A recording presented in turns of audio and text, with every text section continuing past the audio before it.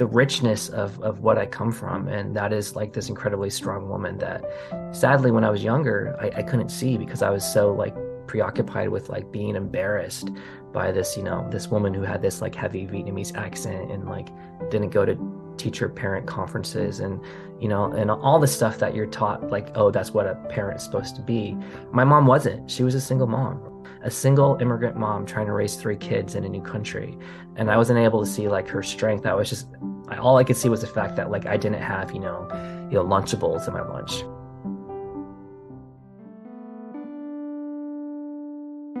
You're listening to Stories of the Vietnamese Boat People.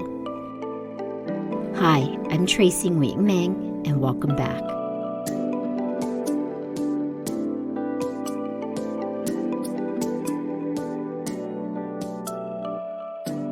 Hi, I'm Sao Ling Nguyen, associate producer for Vietnamese Boat People.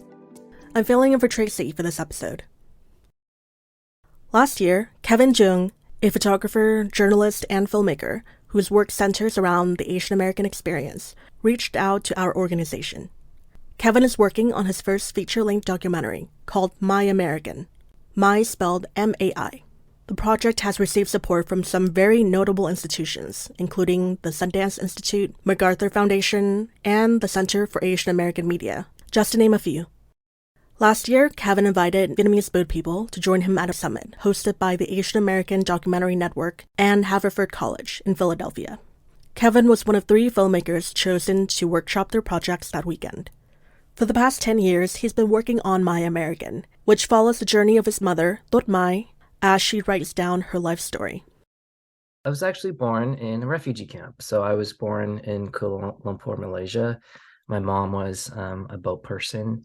And I spent the first 8 months of my life there in the refugee camp. And then we immigrated to Portland, Oregon. And I grew up in the beautiful Pacific Northwest. So Oregon is my home state.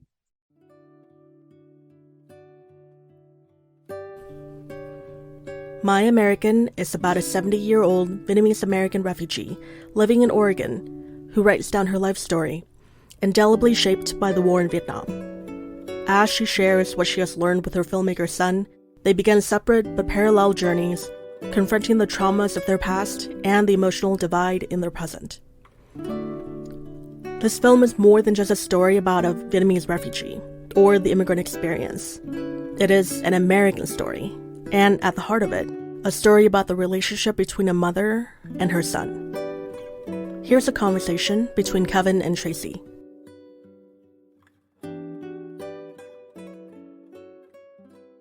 My birth given name is Truong, which, if I'm correct, is spelled Hoang.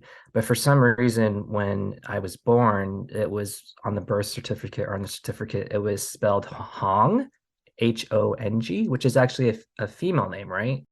But then, so when I was in the 3rd grade, we got American names or whatnot. I guess not. The way I ended up with Kevin is my sister liked a boy named Kevin. My older sister liked a boy named Kevin. So we chose Kevin, and that's how I got Kevin. I wonder what kind of effect that had on 3rd grade me, right? To kind of one day be Huang and the next day show up to school and be, hey, my name is Kevin. Like I wonder if that kind of. Do you remember it all? I remember going to court and so it's all official. But I do remember I was teased a lot. And I was teased a lot. My name was Huang Truong, or, it just became like Wong Trong, Ching Chong, all the things that kids would say. So I would imagine, maybe there was a sense of relief. I don't remember exactly, but I do remember kind of like general thoughts of like people being kind of like confused and still like taking a while to adjust to calling me Kevin, even though Kevin was probably easier for them to say. So very similar to you. Like I started school as doing An, but Americans were like Truong An. And just as you said, there was like many variations and ways to make fun of that. But we had moved and then I had to switch schools. And my sister said, let's rename you. And I think at the time, it's either Growing Pains or Family Ties that had the actress Tracy Goldberg. Oh yeah. My sister. I think it was Growing Pains. Was right? it? Or wait. No, wait. Is this the one that is the The sister of Kirk Cameron? No. I It was don't. one of those shows, but I think you're right. It was Growing Pains. But my sister was obsessed with the show, my older sister. And she was like, TR, Tracy, it's kind of like Truong on. Let's just go with that. Oh, wait. So both our older sisters named us. Yes. And I was I like, was, I was like 7. Like, what did I know? I'm just like, sure, whatever yeah. like thing that my friends can pronounce, right? I don't even care. But no, it's interesting because I mean, the sad reality is I felt like if my name hadn't, it wasn't Kevin, I think, people would receive me differently, right? I think people would hesitate kind of in like when they met me and trying to pronounce my name and all that thing. So my mom came from Saigon. So she fled Christmas Eve, 1981. And at the time, she had 2 older sisters and she was pregnant with me. She was pregnant with me at the time. She was from Saigon, but they left from Vung Tau. And I think a lot of people leave from Vung Tau. The story is very similar. I hate to say very similar, but very similar in how like horrible and hard it was for her to during that journey and the hardships they went through. I think that the total time of the trip was 11 days. And then, a few days into the trip, their boat was attacked by Thai pirates and they stole their food and their gold, but like most devastatingly, they stole the motor off of their boat. So without a motor, the refugees were left drifting, somewhere between the life they fled and the life they hoped for.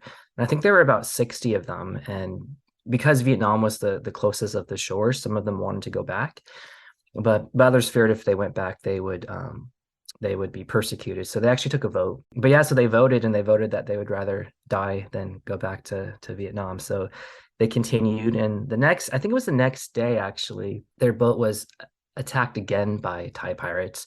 But because the first pirates had stolen everything, there was nothing left to take. These pirates took it out on the refugees, and sadly they beat some of the men and they raped some of the women. So it was very, very horrible. And then luckily, because many of the refugees were fishermen, they realized that they could create a sail out of the bags of rice that had the bags that had been used to carry the rice. So they created a sail, and at least they were going in like some direction, right? Instead of just drifting aimlessly. And then I think, if I remember correctly, like on the 6th or the 7th day, they ran out of food, and then they not too long after they ran out of water. Kevin's mom was about 2 months pregnant with him at the time of her escape. They were at sea for 10 days before they saw land. My mom like describes how like for 10 days, I mean, all she saw was like nothing but like a horizon of water. And it's both like really beautiful but also really terrifying. But it was on that 10th day that they saw like a tiny crest of mountains in the distance, and that was Malaysia. And then on the 11th day, they finally were brought to shore. I think when they first were spotted, they were spotted by like Malaysian fishermen. And I think it was my sister that said that like the fishermen like made like an X with their arms because like they weren't allowed to bring them in because I don't think the local people were able to help. But then eventually, I think a government boat brought them in, and this is kind of I feel like the best part of the story. But my mom says like the best meal that she's ever had in her entire life, and she's in her 70s now, was that first meal that they had after they got off the boat, and it was a meal of ramen noodles. So like it just kind of gives perspective on like on life, I guess, on a lot of things. So they landed, I think, like where a lot of Vietnamese people landed in Pulau Bidong in Malaysia, and they spent a few months there, and then they were moved to Kuala Lumpur, and then I was born. After that, there was a third refugee camp, I think, in the Philippines before we headed to the United States. But my mom is super Catholic. There must have been a few days where she didn't eat, she didn't drink water, and she was pregnant with me. And so she thinks it's very much a miracle that I survived the journey and that it was for a purpose. So I came to Oregon and when I was 8 months, and then I'm American. I was raised in the United States. I was raised by a refugee woman, right? And we had very much the refugee experience when we came to the United States, but I was still American, and like I was just trying to be, quote unquote, as American as possible. So that like really like amazing story that I just shared about like my history is born, it just became like this asterisk in my life. I really didn't think about it when I was growing up. To be quite honest, I like ran away from it because I wanted to be like everyone else. And everyone else in my neighborhood wasn't born in a refugee camp, right? They were born at like Providence and Beaverton or something. So it wasn't until I became older that I was really kind of, I guess, come back home in a sense to like my history and my story, and my mom's story. At what point in your adult life did you start to gravitate back to that history? When I was growing up, I was ashamed of two things. I was ashamed of being gay, and I was ashamed of being Asian American or Vietnamese, right? And in my head, and mind you, I'm 40, so this was like the 80s and the 90s. Like being ashamed of my queerness to me, it made sense because like people were telling me it was wrong to be gay, right? Like I was hearing it, when your friends would be like, "Oh, that's so gay," and that was meant to connotate something bad or wrong, right? Also, like I said, I was very Catholic, and in so many ways I was told it was wrong to be gay. I was never wrong. I was never told it was like wrong to be Vietnamese or Asian American. I was just being laughed at, right? Or I was just being teased, or I was just like people were like mispronouncing my name, or like like I was I would see like stuff on TV, and I was being made into a caricature, right? So I was never told it was wrong to be Asian American, but I still felt this like self-hate. When I started to like unlearn the self-hate that I had for being queer, that was like in my early 20s, right? That was when the process of me like coming out, and there was a process in place, right? Like I came out to my friends, I started, going to pride parades, I started dating, eventually I came out to my family, and like I felt like there was a process for me to kind of, become more comfortable in my skin with my queerness. My early 30s that I really, or maybe even my mid 30s, that I really started to unlearn the self-hate that I had for being Vietnamese and Asian American, because I never knew it was there, right? I didn't realize it was there until I just kind of started seeing kind of patterns in my own behavior and my thought that made me realize that like I had this viewpoint that about my Asian identity that I wanted to change. And so, and I think again, a big part of that really was just kind of like finding that power in my history. Whenever I would like write like a college application or a scholarship application, I would always start with I was born in a refugee camp, right? Because like that was that just, like that's very compelling. The richness of what I come from. And that is like this incredibly strong woman that sadly when I was younger, I couldn't see because I was so like preoccupied with like being embarrassed by this, this woman who had this like heavy Vietnamese accent and like didn't go to teacher parent conferences and all the stuff that you're taught like, oh, that's what a parent's supposed to be. My mom wasn't. She was a single mom, right? Single mom, a single immigrant mom trying to raise three kids in a new country. And I wasn't able to see like her strength. I was just able to, all I could see was the fact that like I didn't have, Lunchables in my lunch, right? Just stuff like that. So I think it was in my 30s that I started to begin that journey of kind of going back, trying to kind of really, in a sense, atone. I think atone for like the I don't want to say a horrible kid I was, but I was a pretty horrible kid. But I have to give myself some grace. I think we should all give ourselves some grace because like my experience isn't. I've heard a lot of people had similar experiences, and like children aren't. They don't naturally other their own parent, right? We're taught to other our parent. We're taught that by kind of again like the neighborhood kids who are taunting us.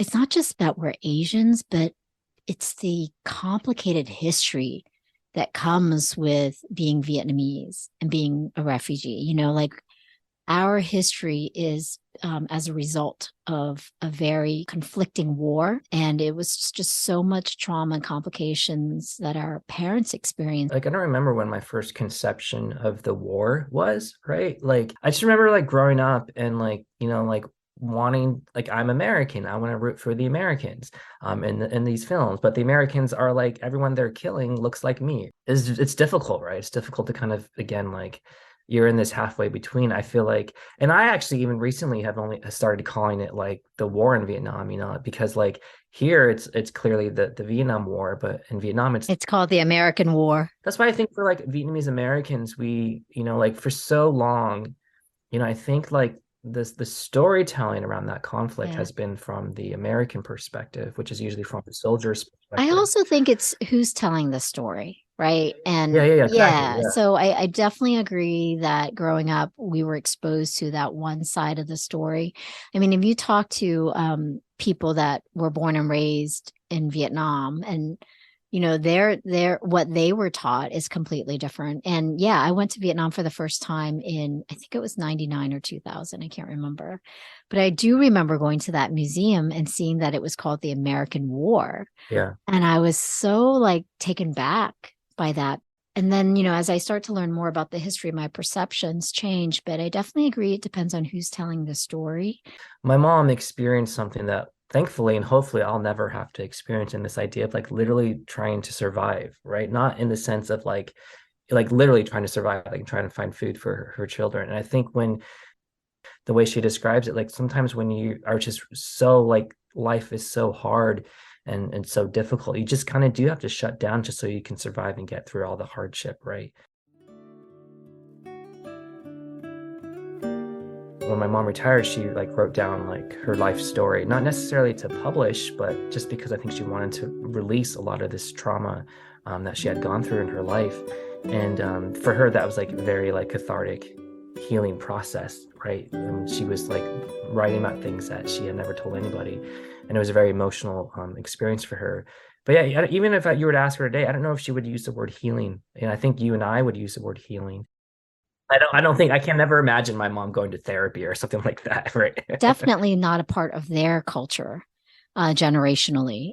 But she just sat down and she's just wrote it all out. She wrote it in English, and then she went back and she translated it into Vietnamese. It really was just kind of something for her to do for herself. So it was really beautiful thing. It was a kind of it's quite incredible. And that actually was the catalyst for when she started writing her book. I actually started to film her. It's beautifully written. She writes it in English in a way that she doesn't speak English, right? Because I think she's a really beautiful writer, and I think it's really incredible. And she did say that, she like had a dictionary with her, and she like there's just some very like beautiful prose that like when you read it, it's like, oh, that doesn't sound like how my mom would talk. But I mean, I think that's the whole point of being a writer, right? You don't really write the way you talk. She's of the age that when she was like a teenager into her early 20s, she remembers like the Mm-hmm. Americans coming. And so she worked at the American military bases. And then so when they left in 1975, but I think they started pulling out before that, she was just left in a really horrible, difficult situation. Yeah, it was a really hard time. And I think so she describes it, the period between after the war ended in 1975 and when she fled in 1981. Those are she describes as the darkest days of her life. She describes like all of her experience in the refugee camp as the happiest moments in her life, right? She had left this hell of a life that she had in Vietnam, and it was like it's before, like America is great, but America is also very difficult, right? You have to work, and she was a single mom, and there's a lot of things that make living in this country, especially as a refugee, very, very difficult. But that period in between, when she was in that refugee camp, and she was just at the precipice of like kind of this new life. Tell me what the film is about. This is my first feature. Like the story has changed so much. There's been so much storytelling about the war in Vietnam, but I feel like there could be an infinite amount of storytelling because everyone's perspective is different. And so like she has a very unique history. But as it's evolved, it really has become like as much a story about my own journey, right? Before it was about my mom's journey and her story and her history. But now it's also about my journey and really kind of, again, really atoning for the time that I othered my own mom When I was younger, I hated being Vietnamese. And my mom was so Vietnamese. Let's go. Put your coat on. Let's go, Kevin. Well, did you eat anything yet? Are you hungry? I'm gonna clean your butt and I'm gonna clean your everything. You're gonna be so salty. I couldn't see the power in my own history. 30 years ago, I was born in a refugee camp in Kuala Lumpur, Malaysia. My mom was actually a refugee from Vietnam, and she escaped in a wooden fishing boat when she was pregnant with me. Or the power in my mom's story. Chapter 20. Chúng tôi cố gắng thoát ra khỏi vòng vây dày đặc lính công an, nhưng rồi tất cả đều bị bắt. Chúng tôi cũng giống như những con thú yếu đuối đáng thương đang bị những con thú có sức mạnh đuổi bắt, những con mồi. I think in this life you have to walk through your journey. You were born this life, you have to bear the suffer, even a little bit or a lot. Maybe sometimes you have to sit in the discomfort. I told you a normal life is not like my life. Have 3 children from 3 men. I know, but you can't say the words. I refer that you are straight, but you are gay, so. There's like a reckoning between like the both of us in the sense that like we've both othered each other in different ways. Like she doesn't understand my queerness, and like I said, I really, when I was younger, I was just really ran away from my Vietnamese heritage. But at its heart, the film is about a mother and a son that are really trying to know each other for the first time, even though they've known each other for, in a sense, for the entirety of my life, so one of our lives.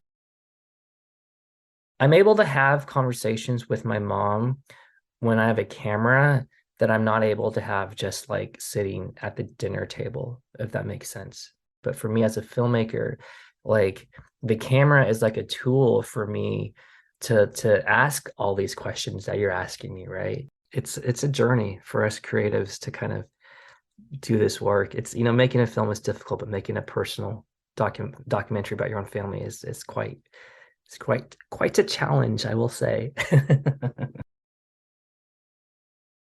Your comment around it being hard to have a conversation with your mom, but when you have the camera, all of a sudden you feel like you have the permission to ask these questions. I don't know if permission is the right word. It really is about permission. I think that's the right word to, that's how I would use it. And I think it's twofold. I think definitely, I was actually quite surprised when I first started filming, how open my mom was in talking about these things. And I felt like, again, she wanted to release her story. She wanted to like share these things, you know, that had happened to her. For me, like, especially, you know, like as a queer BIPOC person, I grew up in very white spaces. Like, I just never felt like people wanted to hear or see me. And I would imagine maybe my mom felt similar. I think just having that interest in sharing their story is important. Something that I'm really concerned about. And I think that all of us should be mindful of is like this idea of like re-traumatizing people and bringing up these really horrible things. But again, like there's a beauty in releasing these stories, because sometimes when you don't share about them or you don't talk about them, I'll only speak for myself. You know, I haven't gone through anything close to what my mom has gone through, but you know, I've gone through some stuff, and sometimes when you don't talk about it, it's just like it infects your body, right? It rots your body. So I think there's a very beautiful thing about like releasing it and sharing it. The film is called Mai American, and it's made up of a lot of different components. A lot of it is like cinema verite. So cinema verite is what you would imagine to be kind of like fly on the wall scenes where like it's just me like filming my mom like making an egg roll or things like that. No one's in the room. It's just kind of witnessing this woman like making egg rolls or whatever. There's and then there's a lot of it which I call kind of like beautifully shot home movie. So I'm trained as a cinema, as a DP, a director of photography. I know how to use a camera. So there's a lot of shots where like I'm basically like you feel my presence, because like you hear me talking to my mom. She's talking to me from in front of the camera. I'm from behind the camera. So it's like kind of like think like camcordy, like home video type stuff, but like they're beautifully shot and beautifully framed. But my presence is definitely known. So there's that. I have some like archival video. My oldest sister had a camcorder in like the late 90s, early 2000s. So there's like very limited like home video stuff, but it's always a treasure when you have that. There's a lot of personal photographs. It's like, again, part of the archive. I've started to incorporate illustrations and some animation. The interesting kind of narrative device I'm using in the film is my mom's writing in her book, right? Again, it's important for me that like my mom tell her story in her own words. And so like my mom literally wrote down her story in her own words. So I'm utilizing that. So there are sections where she'll be reading from the book. And the interesting thing is, when I first started making the film, I had to read in English just because I understand English. But like it didn't hit the ear right. But now I'm just having her read excerpts, and I'm having her read excerpts in Vietnamese. And it just works so much better just because it's like Vietnamese is more beautiful. It's prettier to the ears, in my opinion. And also it's her first language. So like it's just like it just works better. When I first like titled the film, and that was I think it was, if I remember correctly, I think it was like during the pandemic, and I was living in New York City and no one knew what was going on, and there was all this like anti-Asian sentiment, which wasn't new. I mean, it's always been there, but it's because like, but for me, like I always in a sense kind of felt like a foreigner in my own country, right? Like Mai American was like a play on the name, and then also this idea that like, when I first started the film, it really was about like this idea of really kind of like emphasizing that like this is a refugee story, this is a Vietnamese story, but this is very much at its heart, it's an American story because we're American, right? And like playing on this idea of like what it means to be American and Americanist.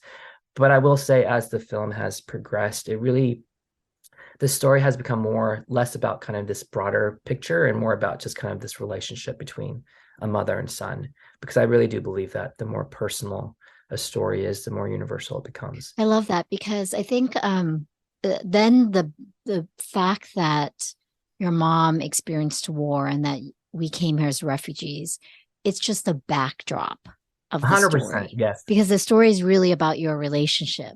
Well, don't you feel that same way about your podcast? I mean, I feel like obviously it's all, the common thread is that like we're both people, but it's like every story is it's weird. It's interesting that like it's so similar, but also so different. Yeah.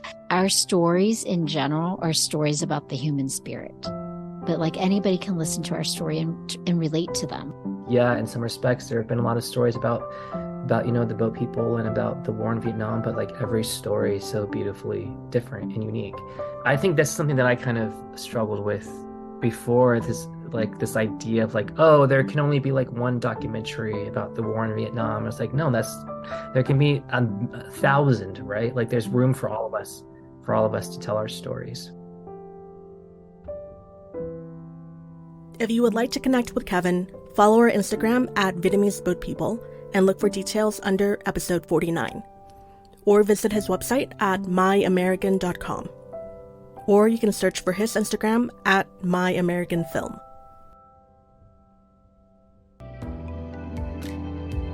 I'm Tracy Nguyen Meng, and thank you for listening. If you enjoy the show and want to support our mission, please consider making a tax-deductible donation on our website. Your support helps independent shows like ours continue to amplify stories from our community. And please take a moment to rate us and provide us feedback wherever you listen to the podcast.